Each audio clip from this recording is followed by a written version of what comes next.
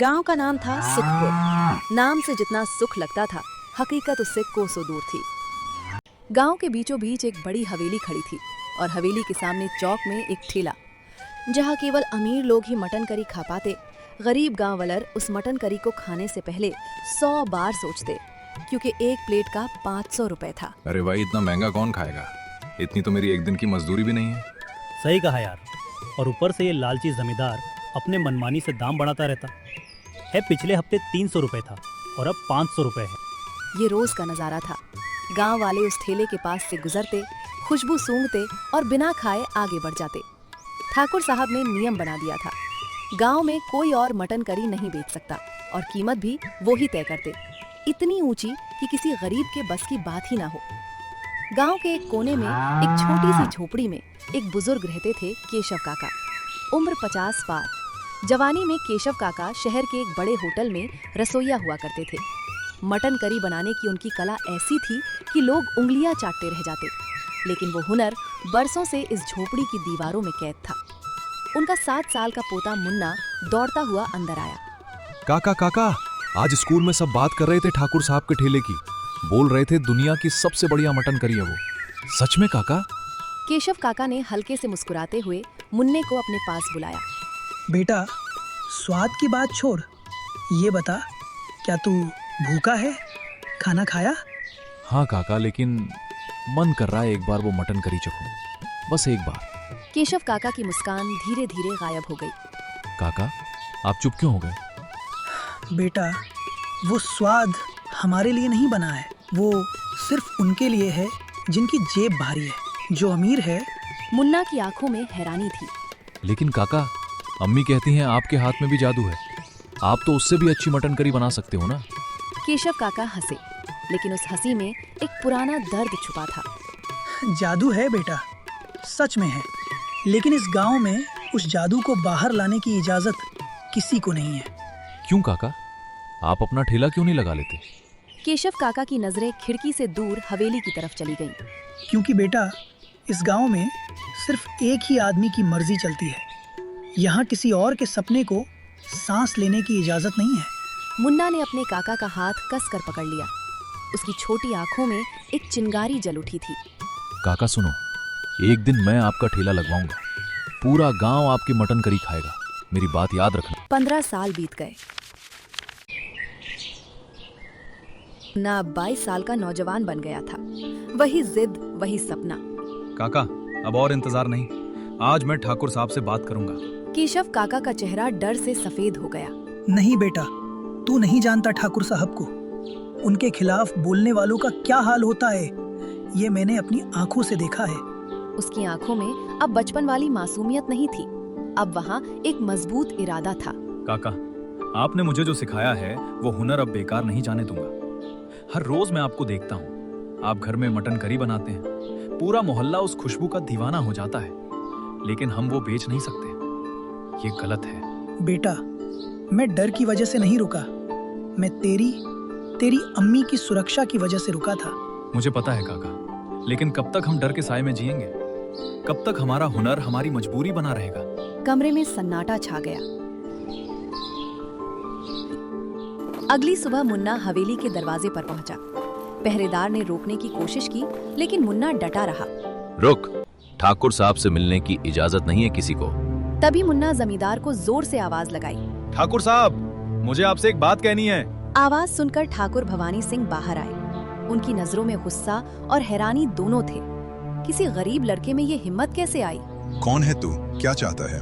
ठाकुर साहब, मेरा नाम मुन्ना है। मेरे काका बहुत बढ़िया मटन करी बनाते हैं। मैं चाहता हूँ हम भी अपना एक छोटा ठेला लगाएं, सिर्फ इतना कि गांव के गरीब लोग भी कभी कभी अच्छा खाना खा सकें। तू सोचता है इस गांव में मेरे सिवा कोई और ठेला लगा सकता है?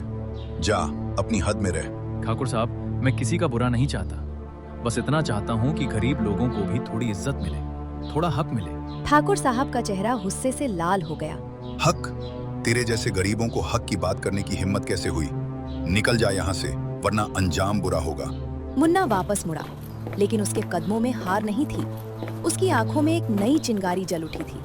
घर पहुंचकर उसने काका से कहा, काका, ठाकुर साहब ने मना कर दिया, लेकिन मैंने भी मन बना लिया है।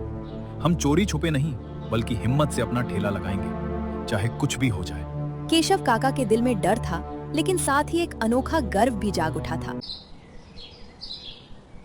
अगली सुबह मुन्ना ने एक फैसला लिया जो पूरे गांव की तकदीर बदलने वाला था। उसने गांव के किनारे खाली पड़ी जमीन पर अपना ठेला लगाने की तैयारी शुरू कर दी, ठाकुर साहब की मर्जी के बिना। काका, बस आज से शुरुआत, डर को पीछे छोड़ना होगा। केशव काका ने कांपते हाथों से अपनी पुरानी कड़ाही उठाई।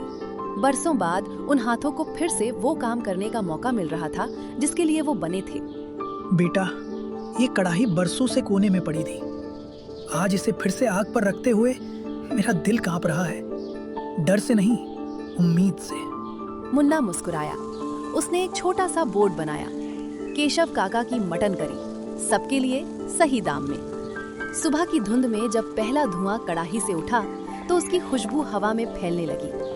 पहला ग्राहक आया, एक बुजुर्ग औरत जिसकी आंखों में हैरानी थी। बेटा, ये तो ठाकुर साहब के ठेले जैसी खुशबू है, लेकिन ये नया ठेला किसका है? अम्मा, ये मेरे काका का ठेला है। यहाँ हर कोई खा सकता है, चाहे जेब में जो हो। बुजुर्ग औरत ने एक प्लेट ली, पहला निवाला खाया और उसकी आंखें भर आईं। बेटा, सालों बाद ऐसा स्वाद चखा है। ये तो किसी जादूगर के हाथ का बना है। खबर हवा की तरह फैल गई। एक के बाद एक गांव वाले आने लगे। मजदूर, किसान सब अपनी मेहनत की कमाई से थोड़ा थोड़ा निकालकर वो स्वाद चखने आए जो सालों से सिर्फ सपना था। केशव काका की आंखों से खुशी के आंसू बह रहे थे। बरसों बाद उन्हें लग रहा था कि उनका हुनर आखिरकार सही जगह पहुंच रहा है। लेकिन ये खुशी ज्यादा देर टिकने वाली नहीं थी। दोपहर होते होते ये खबर हवेली तक पहुंच गई। ठाकुर भवानी सिंह का चेहरा गुस्से से तमतमा उठा। उस गरीब लड़के की इतनी हिम्मत, मेरे गांव में मेरी मर्जी के बिना ठेला लगाने की। उन्होंने अपने आदमियों को बुलाया। जाओ, उस ठेले को तोड़ दो और उस लड़के को सबक सिखा दो। जो मेरे खिलाफ जाने की सोचता है, उसका यही अंजाम होता। ये बात पूरे गांव में फैल गई। गांव वालों में डर फैल गया, लेकिन कुछ लोग मुन्ना के साथ खड़े होने की हिम्मत जुटाने लगे। केशव काका ने मुन्ना का हाथ पकड़ा। उनकी आवाज कांप रही थी। बेटा, मुझे डर लग रहा है, शायद हमें रुक जाना चाहिए। मुन्ना ने काका की आंखों में देखा। उसकी आवाज में अब कोई डर नहीं था। काका, अगर आज हम रुक गए तो हमेशा रुकना पड़ेगा। डर से लड़ने का यही सही वक्त है। दूर से ठाकुर साहब के आदमियों के कदमों की आवाज नजदीक आती जा रही थी। ठाकुर साहब के 4 आदमी डंडे लिए आए। गांव वालों की भीड़ डर के मारे पीछे हटने लगी, लेकिन कुछ कदम स्थिर खड़े रहे। ये है वो ठेला, तोड़ दो इसे और उस लड़के को भी सबक सिखा दो। मुन्ना आगे बढ़ा, जैसे वो अपनी जान की कीमत पर भी उसे बचाना चाहता हो। रुक जाओ, ये ठेला सिर्फ एक ठेला नहीं है, ये मेरे काका की पूरी जिंदगी की मेहनत है। मेहनत, गरीबों की मेहनत की कोई कीमत नहीं होती इस गांव में। ठाकुर साहब का हुक्म है, हट जा रास्ते से। केशव काका दौड़कर मुन्ना के आगे आ गए। मुझे मारो, लेकिन मेरे पोते को कुछ मत कहना। उसकी कोई गलती नहीं है, गलती मेरी है। भीड़ में सन्नाटा छा गया। तभी एक आवाज गूंजी, वही बुजुर्ग औरत जिसने सबसे पहले मटन करी खाई थी। रुको, इन्हें कुछ मत करो। ये बूढ़ा आदमी और उसका पोता हमें वो खाना दे रहे हैं जो सालों से हमारा हक था, लेकिन हमें मिलता नहीं था। एक एक करके गांव वाले आगे आने लगे। उन्होंने मुन्ना और केशव काका के सामने एक मानव दीवार बना ली। हम सब साथ हैं इनके, अगर इन्हें कुछ हुआ तो पूरे गांव को हुआ समझो। बड़े सिंह और उसके आदमी थोड़ा हिचकिचाए। उन्हें ये उम्मीद नहीं थी कि डरा हुआ गांव अचानक इतनी हिम्मत दिखाएगा। ठीक है, हम जाते हैं, लेकिन ठाकुर साहब को बताएंगे ये सब। वो लोग चले गए, लेकिन धमकी हवा में छोड़ गए, जैसे तूफान अभी टला नहीं, बस रुका है। रात होने पर मुन्ना और केशव काका अपने घर में बैठे थे। मुन्ना के हाथ अब भी कांप रहे थे, लेकिन उसकी आंखों में एक नई रोशनी थी। काका, आज मैंने देखा, जब हम सब साथ खड़े होते हैं तो डर भी डर जाता है। बेटा, आज मुझे एहसास हुआ, मैंने जो हुनर सीखा था वो सिर्फ खाना बनाने का नहीं था, वो लोगों को साथ लाने का हुनर भी था। मुन्ना मुस्कुराया, लेकिन अंदर से वो जानता था ठाकुर भवानी सिंह इतनी आसानी से हार मानने वाले नहीं थे। ठाकुर साहब अब चुप नहीं रहेंगे, कुछ बड़ा होने वाला है। बाहर रात की हवा में हल्की सी सरसराहट थी, जैसे गांव खुद भी जानता था असली लड़ाई अभी शुरू नहीं हुई थी। ठाकुर भवानी सिंह अपनी हवेली में बेचैनी से चहलकदमी कर रहे थे। डंडे और धमकी काम नहीं आई तो अब उनके दिमाग में एक नई, ज्यादा खतरनाक चाल चल रही थी। अगर ताकत से नहीं डराया जा सकता तो भूख से डराओ। बुलाओ मेरे आड़तिये को। जी मालिक, कहिए क्या काम है? कल से जो भी मुन्ना के ठेले पर खनन खाएगा उसे जमीन से बेदखल कर दिया जाएगा, उसकी फसल खरीदना बंद कर दिया जाएगा। जाओ, ये बात पूरे गांव में फैला दो। जैसा आपका हुक्म मालिक। अगली सुबह गांव में अफवाह फैल गई। गांव वालों के चेहरों पर डर फिर लौट आया।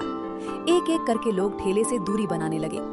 मुन्ना ने देखा कि ठेले के सामने जो भीड़ कल तक लगती थी, आज वहां सन्नाटा था। उसका दिल बैठ गया। काका, लोग आ नहीं रहे। लगता है ठाकुर साहब ने डर का जाल बिछा दिया है। केशव काका की आंखों में चिंता थी।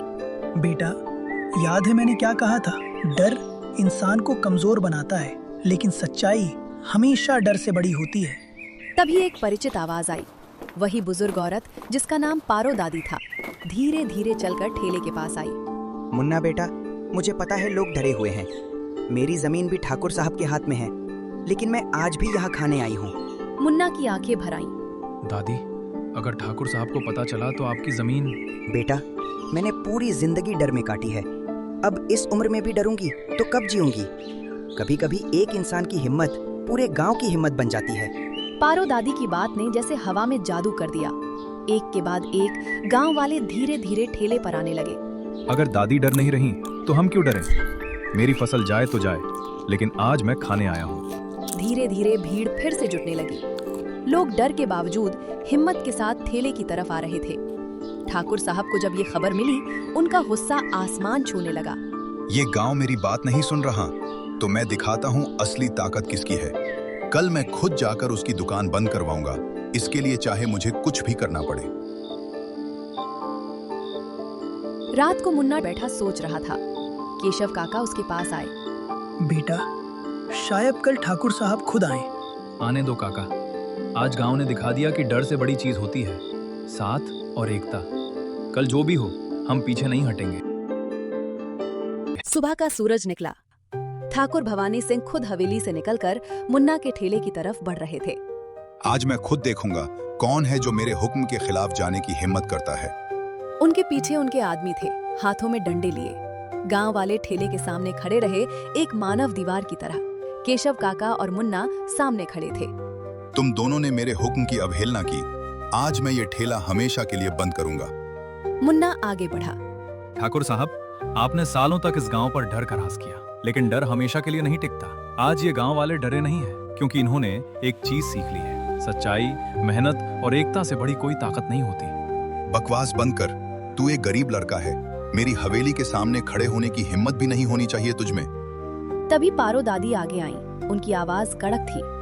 ठाकुर साहब, गरीबी इंसान की पहचान नहीं होती, उसकी मजबूरी होती है। और इन दोनों ने अपनी मजबूरी को हिम्मत में बदल दिया। भीड़ में से एक एक आवाज उठने लगी। हम सालों से आपका डर सहते आए हैं ठाकुर साहब, लेकिन आज हमें एहसास हुआ, अगर हम सब साथ खड़े हों तो आप हमारा कुछ नहीं बिगाड़ सकते। इन सब को रास्ते से हटाओ। जो भी आड़े आए उसे उठाकर फेंक दो। आदमी डंडे लेकर भीड़ की तरफ बढ़े। गांव वालों में डर की लहर दौड़ी। तभी अचानक एक आवाज गूंजी जिसने सबको चौंका दिया। रुक जाओ भवानी, रुक जा। भीड़ में से एक बुजुर्ग औरत धीरे धीरे आगे आई। सफेद बाल, लेकिन आंखों में गहरी पहचान। ठाकुर साहब का चेहरा एक पल में सफेद हो गया। अम्मा, तुम यहाँ? ये ठाकुर साहब की अपनी माँ थी, जो सालों से हवेली के पीछे वाले हिस्से में रहती थी, बाहर की दुनिया से कटी हुई। भवानी, मैंने सुना तेरे आदमी इस बूढ़े आदमी और उसके पोते को मारने जा रहे हैं। मटन करी की खुशबू, ये वही खुशबू है जो तेरे बाबा बनाते थे जब हम गरीब थे, जब हमारे पास कुछ नहीं था। ठाकुर साहब के हाथ कांपने लगे। उन्होंने आदमियों को रुकने का इशारा किया। भूल गया भवानी, तेरे बाबा भी एक छोटे से ठेले से शुरू हुए थे। मेहनत से, ईमानदारी से उन्होंने सब बनाया, लेकिन तूने वो मेहनत भूलकर सिर्फ ताकत से सब कुछ चलाना सीख लिया। ठाकुर साहब की आंखों के सामने पुरानी यादें घूमने लगी। बचपन का वो छोटा घर, बाबा का पुराना ठेला, माँ के हाथ का बना खाना, वो सब कुछ जो उन्होंने पैसे और ताकत की चमक में भुला दिया था। केशव काका धीरे से आगे आए। ठाकुर साहब, मैं आपसे कुछ नहीं छीनना चाहता। मैं बस इतना चाहता हूँ कि हर इंसान को अपनी मेहनत से जीने का हक मिले, चाहे वो जमींदार हो या गरीब। ठाकुर साहब कुछ पल खामोश खड़े रहे। उनकी आंखों में पहली बार एक हलचल थी, जैसे सालों से जमा घमंड की दीवार में दरार पड़ने लगी हो।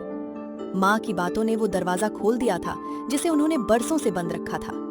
मेहनत से जीने का हक। उन्होंने अपनी माँ की तरफ देखा, फिर केशव काका की मटन करी की तरफ, फिर भीड़ की तरफ और एक प्लेट उठाई। पूरी भीड़ में सन्नाटा छा गया। उन्होंने एक निवाला खाया। स्वाद ने जैसे उनके अंदर कुछ पुराना जगा दिया, बचपन की वो याद, जब वो भी सिर्फ एक इंसान थे, जमींदार नहीं। उनकी आंखों के कोने भीग गए और उन्होंने जल्दी से पोंछ लिए, जैसे सालों में पहली बार किसी ने उन्हें रोते देखा हो। ये ठेला चलता रहेगा और आज से इस गांव में हर इंसान को अपनी मेहनत से कुछ भी बनाने का हक होगा। गांव में खुशी की लहर दौड़ गई। केशव काका की आंखों से आंसू बह निकले, खुशी के, गर्व के। काका, आपने कहा था ना, आपका हुनर सिर्फ खाना बनाने का नहीं, लोगों को जोड़ने का भी है। आज वो सच हो गया। गांव में उस दिन से एक नया नियम बना। कोई एक इंसान चाहे कितना भी ताकतवर हो, किसी और के हक और हुनर को दबा नहीं सकता। अगली स्टोरी के लिए अपना नाम कमेंट करें और हमारे चैनल को सब्सक्राइब करें।